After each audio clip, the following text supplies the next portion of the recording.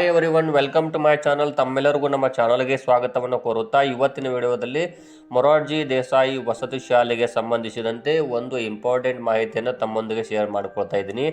ಅದೇನೆಂದರೆ 2025-26ನೇ ಸಾಲಿನ 6ನೇ ತರಗತಿ ಮೊರಾರ್ಜಿ ಪರೀಕ್ಷೆ ಬರೆದವರೂ ಸಹ ವಿಶೇಷ ವರ್ಗದ ಡೈರೆಕ್ಟ್ ಅಡ್ಮಿಷನ್ಗೆ ಅರ್ಜಿಯನ್ನು ಸಲ್ಲಿಸಬಹುದಾ ಅಂತ ಇವತ್ತಿನ ವಿಡಿಯೋದಲ್ಲಿ ಶೇರ್ ಮಾಡ್ಕೊಳ್ತಾ ಇದ್ದೀನಿ. ಇನ್ನು ತಾವು ನಮ್ಮ ಚಾನಲನ್ನು ಮೊದಲ ಬಾರಿಗೆ ನೋಡ್ತಾ ಇದ್ದರೆ ನಮ್ಮ ಚಾನಲ್ ಸಬ್ಸ್ಕ್ರೈಬ್ ಆಗಿ, ಅದೇ ರೀತಿ ಬೆಲ್ ಐಕನ್ ಕೂಡ ಪ್ರೆಸ್ ಮಾಡಿ ಅಂತ ಹೇಳ್ತಾ okay, let's begin the video. 2025-26ನೇ ಸಾಲಿನ ಮೊರಾರ್ಜಿ ದೇಸಾಯಿ ವಸತಿ ಶಾಲೆಯ 6ನೇ ತರಗತಿ ಪ್ರವೇಶ ಪರೀಕ್ಷೆಯು ಈಗಾಗಲೇ ಫೆಬ್ರವರಿ 15, 2025ರಂದು ಮುಕ್ತಾಯಗೊಂಡಿದೆ. ಇಲ್ಲಿ ಕರ್ನಾಟಕ ಎಕ್ಸಾಮಿನೇಷನ್ ಅಥಾರಿಟಿಯವರು ಅಂತಿಮ ಅಂಕಪಟ್ಟಿ ಹಾಗೂ ಇಲ್ಲಿ ಮೆರಿಟ್ ಪಟ್ಟಿಯನ್ನು ಜಿಲ್ಲಾವಾರು ವೆಬ್ಸೈಟ್ನಲ್ಲಿ ಪ್ರಕಟ ಮಾಡಿರುತ್ತಾರೆ. ದಿನಾಂಕ 14ನೇ ಮಾರ್ಚ್ 2025ರಂದು ಅಧಿಕೃತ ವೆಬ್ಸೈಟ್ನಲ್ಲಿ ಪ್ರಕಟಗೊಂಡಿದೆ. ಒಂದು ಜಿಲ್ಲೆಗೆ 15,000ಕ್ಕೂ ಹೆಚ್ಚು ವಿದ್ಯಾರ್ಥಿಗಳು ಅರ್ಜಿಯನ್ನು ಸಲ್ಲಿಸಿ ಪರೀಕ್ಷೆಯನ್ನು ಬರೆದಿರುತ್ತಾರೆ.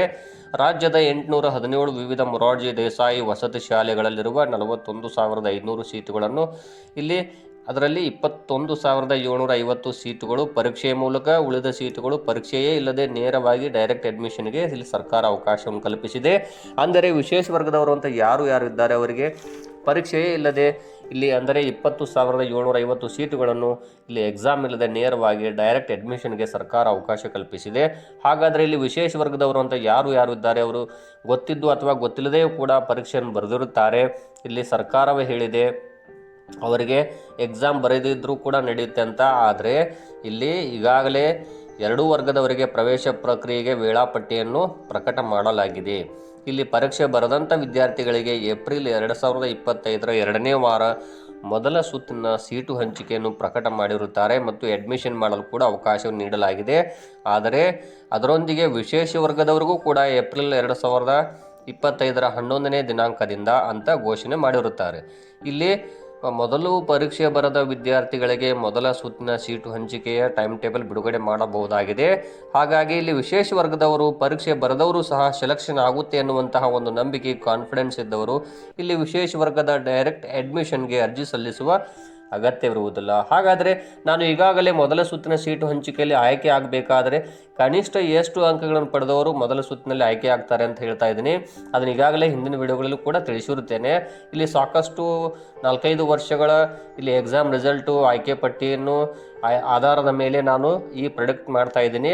ಹಾಗಾದರೆ ಇಲ್ಲಿ ಪರಿಶಿಷ್ಟ ಜಾತಿ ವಿದ್ಯಾರ್ಥಿಗಳು 75ಕ್ಕಿಂತ ಹೆಚ್ಚು ಅಂಕ ಪಡೆದವರು, ಪರಿಶಿಷ್ಟ ಪಂಗಡದ ವಿದ್ಯಾರ್ಥಿಗಳು 65ಕ್ಕಿಂತ ಹೆಚ್ಚು ಅಂಕ ಪಡೆದವರು, ಪ್ರವರ್ಗ 1 ವಿದ್ಯಾರ್ಥಿಗಳು ಕನಿಷ್ಠ ಅಂದರೂ ಒಂದು 60ಕ್ಕಿಂತ ಹೆಚ್ಚು ಅಂಕ ಪಡೆದವರು, ಇಲ್ಲಿ 2A ದವರು 85ಕ್ಕಿಂತ ಹೆಚ್ಚು ಅಂಕಗಳು, 2B ಅವರು 75ಕ್ಕಿಂತ ಹೆಚ್ಚು ಅಂಕಗಳು, 3A ಅವರು 85ಕ್ಕಿಂತ ಹೆಚ್ಚು ಅಂಕಗಳು, 3B ಅವರು 85ಕ್ಕಿಂತ ಹೆಚ್ಚು ಅಂಕಗಳು ಮತ್ತು ಸಾಮಾನ್ಯ ವರ್ಗದವರು 88ಕ್ಕಿಂತ ಹೆಚ್ಚು ಅಂಕಗಳನ್ನು ಪಡೆದವರು. ಹೀಗೆ ಇಷ್ಟು ಅಂಕಗಳನ್ನು ಪಡೆದವರು ನೀವು ವಿಶೇಷ ವರ್ಗದವರು ಆಗಿದ್ದಲ್ಲಿ ನಿಮ್ಮ ಆಯ್ಕೆ ಖಂಡಿತವಾಗಿ ಆಗೇ ಆಗುತ್ತದೆ.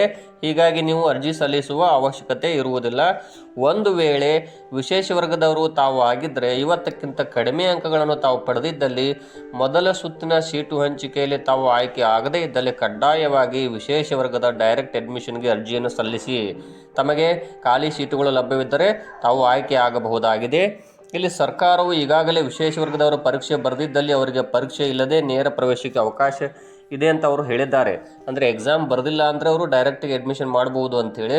ಒಂದು ವೇಳೆ ತಾವು ಎಕ್ಸಾಮ್ ಬರೆದಿದ್ದರೂ ಕೂಡ ಇಲ್ಲಿ ಅರ್ಜಿ ಸಲ್ಲಿಸಬಹುದು. ಸರ್ಕಾರ ಯಾವುದೇ ರೀತಿಯಾಗಿ ಇದಕ್ಕೆ ಈಗ ಎಕ್ಸಾಮ್ ಬರೆದಂಥವ್ರಿಗೆ ಇಲ್ಲಿ ಡೈರೆಕ್ಟ್ ಅಡ್ಮಿಷನ್ಗೆ ಅವಕಾಶವಿಲ್ಲ ಅಂತ ಎಂದೂ ಕೂಡ ಹೇಳಿಲ್ಲ, ಎಲ್ಲಿಯೂ ಹೇಳಿಲ್ಲ. ಹಾಗಾಗಿ ತಾವು ಕೂಡ ಇಲ್ಲಿ ಅರ್ಜಿ ಸಲ್ಲಿಸಬಹುದಾಗಿದೆ ಮತ್ತು ಎಕ್ಸಾಮ್ ಬರೆದವರು ಕೂಡ ಅರ್ಜಿ ಸಲ್ಲಿಸಬಹುದು.